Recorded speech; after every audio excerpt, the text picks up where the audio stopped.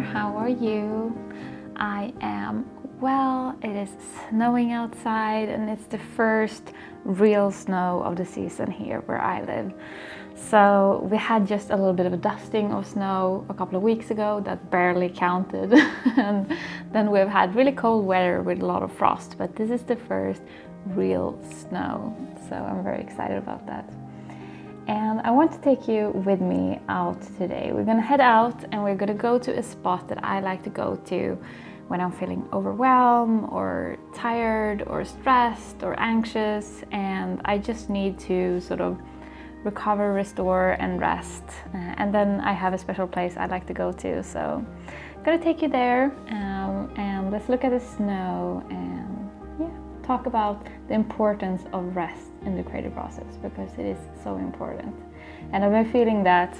I talked a little bit about it in my last video on planning for winter, and I often feel like this at the start of winter or in winter in general, that it's more of a season of rest for me. And I feel this especially this year, since I've been so focused on getting my business up and running and everything like that. So yeah, it's definitely a season of rest for me, and I want to talk about that. I want to talk about how important it is that we also find rest in our creative processes. So I'm gonna make myself a little flask with tea, thermos flask, something like that, with tea, and let's head out into the snow.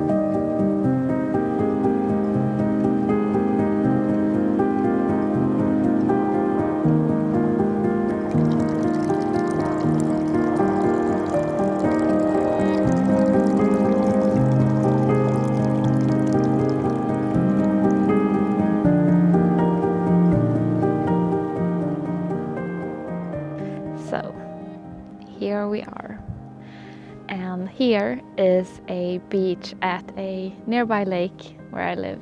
And in the summer it's really crowded here, lots of people come here to go swimming, but in autumn, winter and spring it's really a quiet place, and I love to come here whenever I'm feeling a little bit tense or stressed, and just come here and breathe and look out over the water. And now, of course, as you can see, the ice is forming on the lake as well.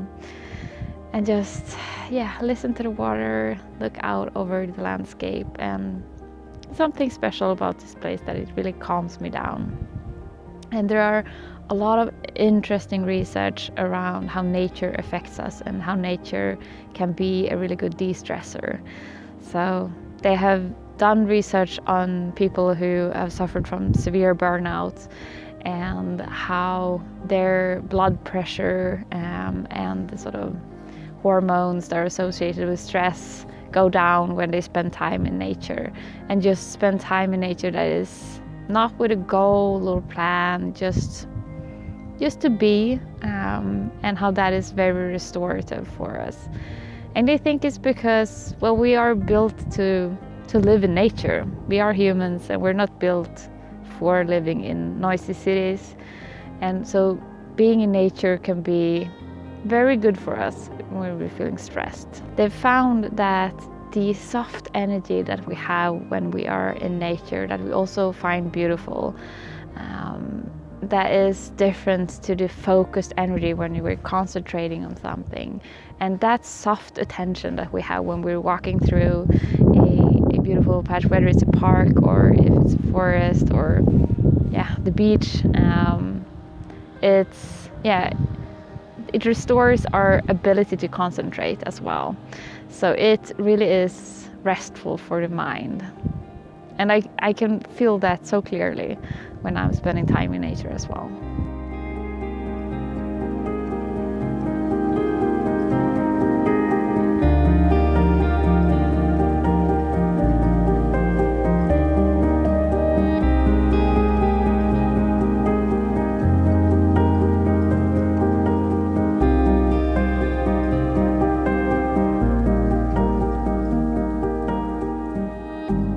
So lately I've seen a TEDx talk circling around that talks about the 7 types of rest that we need. And one of them is creative rest, and another is mental rest and sensory rest. And I find this to be so very true, that we really do need creative rest as well as creatives.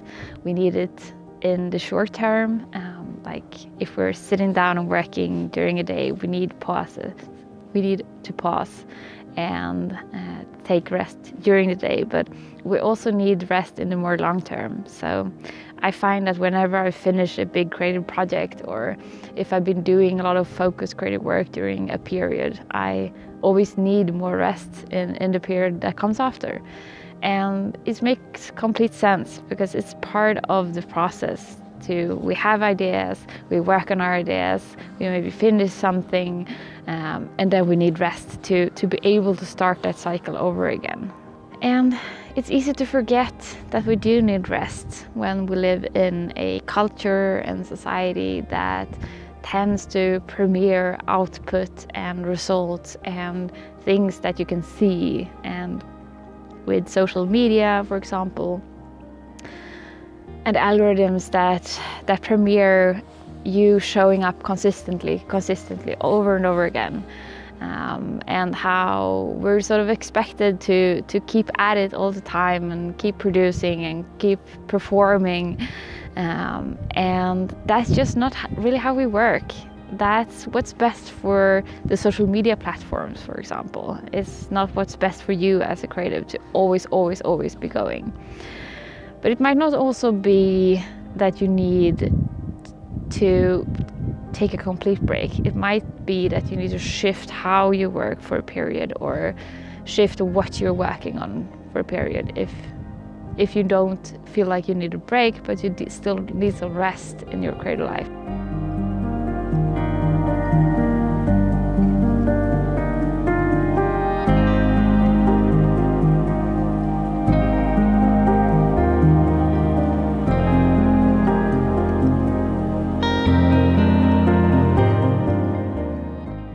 Something to ask yourself can be what kind of things you need rest from. So it might not be that you need rest from all creativity. There might be that. You might need a complete break. I'm going to take a complete break from all creative things over the holidays. But it might also be that you need a break from certain things or a certain type of creativity. So coming out of a period that has been highly focused for me in my creative work, with working on my business, working on my new membership, I feel the need to take a break from things that are more strategic, that are focused on developing big things or having a very clear outcome in the creative work that I do. So I am going to take a complete break over the holidays from all things creativity, but right now, in the beginning of December, I feel the need for a much looser creativity that play around with photography and just see what comes out of it, and write the kind of blog post that I feel the urge to write, not because it's a strategic blog post that has a specific purpose, but a much looser creativity. So if you're feeling tired in your creative life, if you feel like, you need some rest, it can be really good to ask yourself, what kind of rest is it you need? What kind of things is it that you need to rest from? Because maybe you need a complete break, but maybe you also need a break from certain things or a certain part of the process. I'm looking forward to having a period now in winter that is less focused on what is the outcome going to be, and finishing things and delivering things, and more focused on this sort of open playfulness or creativity. And another thing that with rest that I have found is that now that I've been picking up my novel again, that has been resting. I have been resting from that novel for a year, and I've never been away from it during the last 5 years or so for a whole year. I've taken breaks from it earlier, but never for a whole year. And I can see things with this manuscript that I didn't see before. I can read it with more distance to it than I have before. And so I can understand more about my manuscript and how I want it to work and what isn't working. I can read it much more like anyone else would read it, because I've sort of forgotten a little bit what my intention was for a particular scene, for example. And I find that that's bringing me a lot of clarity around it. So being away from certain projects can be really, really helpful as well to get new clarity and new insights around it. So I am entering a more restful period in my creative life.